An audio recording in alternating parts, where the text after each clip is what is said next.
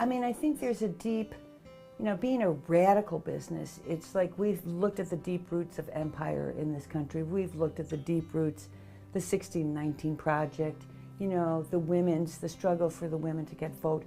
So this is not, America is not, all it's the good, the bad, and the ugly. Cultural work encompasses, art, poetry, music, drama, all kinds of creative expression. And we particularly mean it in terms of using those tools, those media, to try and create a better world, a world based on peace and social justice, the kind of world that we want our children to grow up in. The Cultural Workers grew out of the Syracuse Peace Council, which is one of the oldest community-based peace councils in the world. There I met Dick Cool, and he had a real vision of art being really important to culture, the culture work we do. And that in the 70s it was the women's art and the beginning of this emergence of feminism, anti-war, anti-nuke, pro-environment movements, pro-indigenous people. And it was a very exciting time at the Peace Council. Syracuse Cultural Workers grew out of the Peace Council and became a project of Dick Cool, myself, and 3 other people. And that was in 1982. And we worked around a kitchen table and started publishing posters.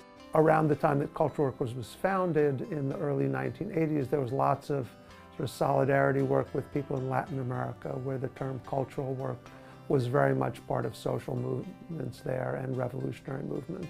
The first product that Cultural Workers produced was actually a poster called Disarmament Now, and it was produced specifically for a major event in New York City, the second special session on nuclear disarmament that was held at the United Nations in June of 1982, and there were massive protests around that of people from around the world calling on the United Nations and particularly on the nuclear states to eliminate nuclear weapons.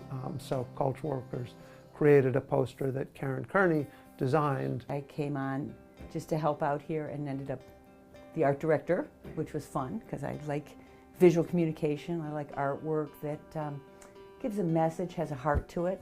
Our response is always, it's the same in a way. I mean, even if, when Obama was president and things were looking like maybe good, there were still, trade deals being done, our participation in covert actions, making some people less safe than other people. So we've wanted to kind of encourage the truth, to really, what does it mean to be human on this earth? How can we participate in our environment? I really enjoy the process of sort of sitting down with other people and thinking about what are the messages that the world needs now, what are the messages that our community here in Syracuse, that people across the country.